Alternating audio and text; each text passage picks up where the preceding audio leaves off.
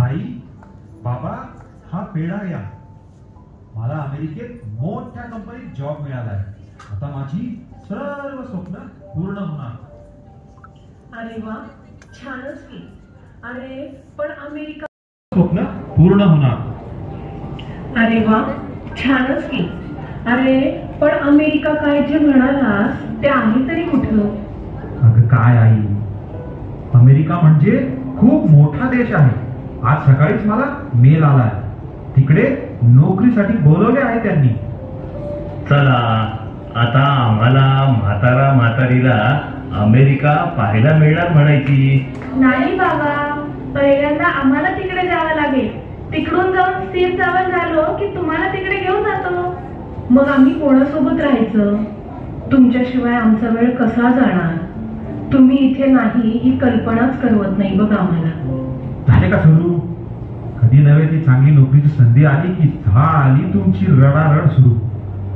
तशी आमची काही स्वप्न ती कधी पूर्ण करणार? असं आयुष्यभर राहणं मला नाही आवडत. आम्ही फक्त देश सोडतोय, जग नाही. अरे बाळा, असं अभद्र बोलू नकोस रे. तुम्हाला जे हवं ते करा, आमची काहीही हरकत नाही. अरे पण तोपर्यंत आमची सोय कशी आणि कुठं करणार आहेस बेटा तू? बाबा, तुम्ही मागे म्हणालात ना तुमचे व आईचे अनेक मित्रमैत्रिणी आपल्या शहरातील वृद्धाश्रमात आहे.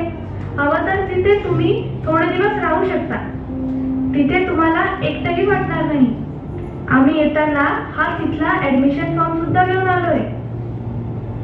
अरे बाळा, जर थोड्या दिवसांचाच प्रश्न असेल तर आम्ही इथेच राहतो ना आपल्या घरात. अहो बाबा, आम्हाला तिकडे जायचं आहे म्हणजे खूप खर्च आहे. मी विचार करतोय आपले घर विकले तर त्या पैशातून आम्हाला तिकडे जाता येईल. तसं आता आपलं घर आता खूपच जुनं झालं आहे. अरे बाळा, असं म्हणू नकोस. जुनं जरी असलं तरी ते आपलं घर आहे. तुझा जन्म सुद्धा याच घरात झाला बरं, आणि आता हे विकायचं म्हणजे वाईट वाटतं रे. झालं कपाळात रडगाणं सुरू. आम्ही काही करायचं म्हटलो की तुम्ही नेमकी आडवे येतात. माझी प्रगती कोणालाच बघवत नाही. अरे बाळा, असं कसं म्हणतोस तू? आम्ही फक्त इतकंच म्हणतोय. वसुधा काळजी बोलू नकोस. बाळा, तुम्ही जसं म्हणाल तसं आम्ही करू. तो वृद्धाश्रमाचा फॉर्म भर देवा.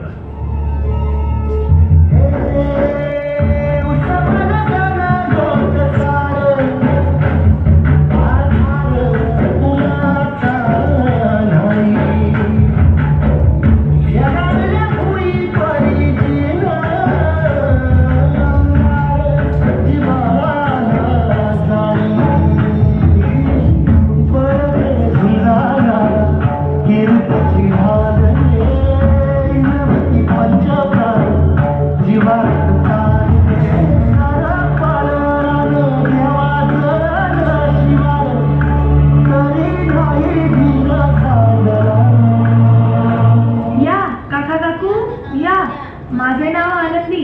मी आपले स्वागत करते. आई बाबा, सर्व काही कागदपत्र फॉर्मॅलिटी मी पूर्ण केली आहे. लवकरच आम्ही तुम्हाला घ्यायला येऊ. आम्ही निघतो आता. ठीक आहे, आम्ही तुमची वाट पाहतोय. बाळांनो, लवकर या हा. अगं आनंदी, माझा मुलगा अमेरिकेत जातोय. आमची हेळसांड होऊ नये ना म्हणून इथं पाठवलंय त्यांनी आम्हाला. आमची सुनबाई सुद्धा खूपच काळजी करते बघ आमची. हो का? छानच. चला, आम्ही तुम्हाला तुमची खोली दाखवते.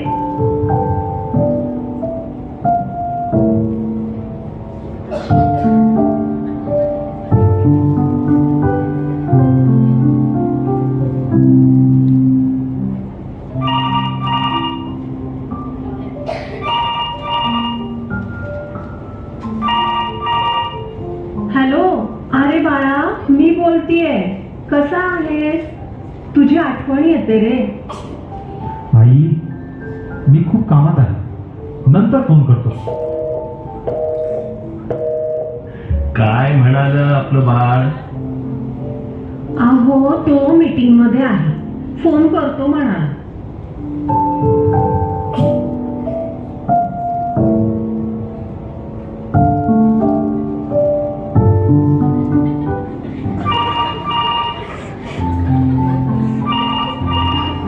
अरे बाळा, आम्हाला येऊन इथं 2 महिने झालेत. तू कधी येणार आहेस? आई, सारखं सारखं फोन करू नको. आम्ही इथे स्थिर झालो की येऊ तुम्हाला घ्यायला. आता फोन ठेव. काय कारण सांगितलं यावेळी? काम संपल्यावर येईल म्हणाला. हो, माझा मुलगा असंच सांगून निघून गेला होता. गेला तो गेलाच, आजपर्यंत तो आलाच नाही. पण खरं तर मला इथंच बरं वाटते बघा आता. आमच्या मुलावर आमचा पूर्ण विश्वास आहे. तो असं नाही करणार. तो नक्की येणार आम्हाला घ्यायला.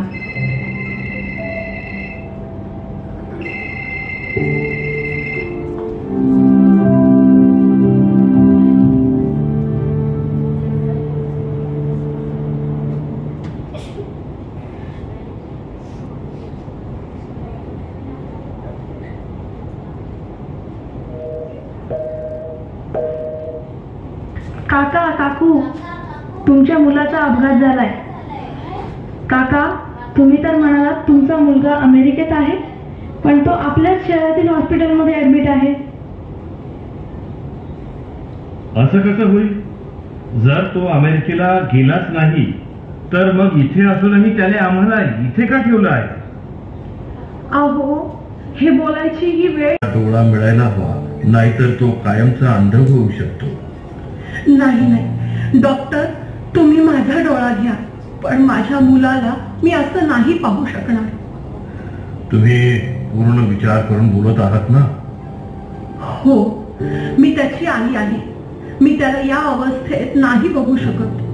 पण डॉक्टर, एकच विनंती आहे, मी त्याला माझा डोळा दिला आहे हे त्याला समजता कामा नये. अगं वसुधा, तू हे काय बोलत आहे? अहो, ते आपलं बाळ आहे. त्याची काळजी घेणं हेच तर आपलं कर्तव्य आहे ना. डॉक्टर साहेब, आम्ही इथे आलो होतो हे माझ्या मुलाला कळता कामा नये. ठीक आहे, हे सगळं फक्त एक आईच करू शकते.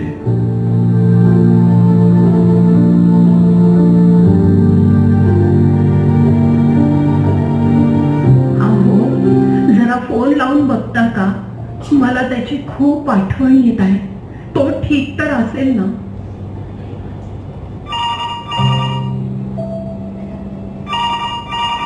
हॅलो बाळा, कसा आहे? कधी येणार आहे? अरे, तुझी आई आजारी आहे, तिला एकदा येऊन भेटून तरी जा. हॅलो, हो बाबा, आम्ही येतोय 2-3 दिवसात. आता फोन ठेवा. अहो, काय म्हणाला आपलं बाळ? ठीक तर आहे ना? मला शेवटचं तरी त्याला बघायचं आहे. हो, अगं वसुधा, उठ ना. काय काय होतंय तुला? वसुधा,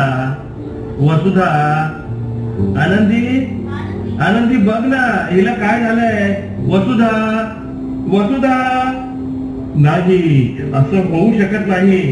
वसुधा, अगं उठ ना. अजून आपल्याला भरपूर जगायचं आहे. आपलं बाळ आपल्याला भेटायला येणार आहे. वसुधा, उठ वसुधा. असं एकटं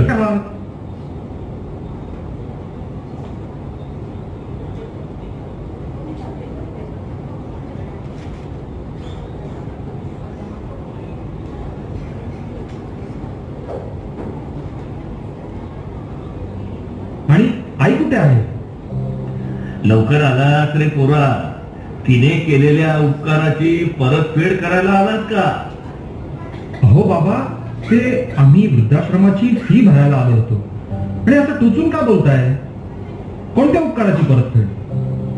बरोबर, उपकार नाही, कर्तव्य केलं. तिनं तुला जन्म दिला, तुला मोठं केलं. इतकंच नाही तर तुला दुसरं आयुष्य दिलं. अरे तिच्यामुळे तू परत एकदा ही सृष्टी पाहत आहे. काय बोलत आहात तुम्ही? मला काहीच कळत नाहीये. होय बाळा, तुझा अपघात झाला आणि एक डोळा निकामी झाला तेव्हा तुझ्या आईनं तिचा एक डोळा तुझ्यासाठी दिला. तुला हे ऐकून त्रास नको म्हणून हे लपवून ठेवायला सांगितलं त्या माऊलीनं. काय? बाबा, आई कुठे आहे? आई, मी चुकलो. मला तिची माफी मागायची आहे. बाळा, खूप उशीर झाला रे. तुझी आई या जगात नाही आता. बाबा, असं नका बोलू. माझी आई हवी आहे. बाळा, तुला तुझी आई मिळणे आता शक्य नाही, पण तिची एक शेवटची इच्छा आहे. ही चिठ्ठी तू वाचावी.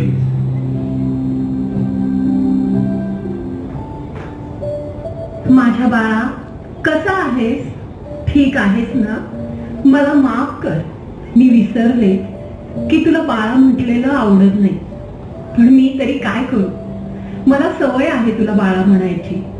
आपलं मूल किती का मोठं होईना, ते आपल्या आई वडिलांसाठी नेहमी लहानच असतं, नाही का? तुझी खूप आठवण येत होती. कधी कधी असा विचार करते की तू मोठा झाला नसतास ना तर किती बरं झालं असतं. पण परत वाटतं की मी किती स्वार्थी आहे तुझ्या प्रेमापोटी असं वेड्यासारखा विचार करणारी. आयुष्य किती लहान असतं रे. काळ कसा निघून जातो ते समजतच नाही. तुझं लहानपण सांभाळण्यात आम्ही स्वतःच सर्व काही विसरून गेलो. तुला वाढवलं, शिकवलं, मोठं केलं. तू आता खरंच मोठा झालास, समजूतदार बनलास आणि शिकण्यासाठी बाहेर निघून गेलास. अरे, आता कुठं आपण एकत्र राहायला लागलो होतो. इतक्यात अमेरिकेत नोकरीसाठी जायचं खोटं कारण सांगून तुम्ही आम्हाला वृद्धाश्रमात सोडून निघून गेलात. असं तुम्ही करण्याचं काय कारण असेल हे विचारायला मी कदाचित नसेलही, पण या प्रश्नाचं उत्तर मला शेवटपर्यंत मिळालं नाही.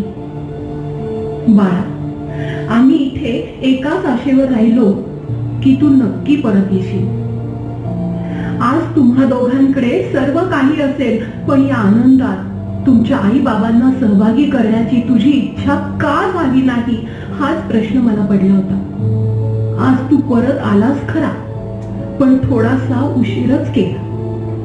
बाळा, तू आम्हाला कधीच भेटायला आला नाहीस, स्वतःहून फोनही कधी केला नाहीस. आम्हाला दुसरं काहीही नको होतं रे, फक्त तुम्ही हवे होता. मी गेल्यानंतर तुझे बाबा एकटे पडणार.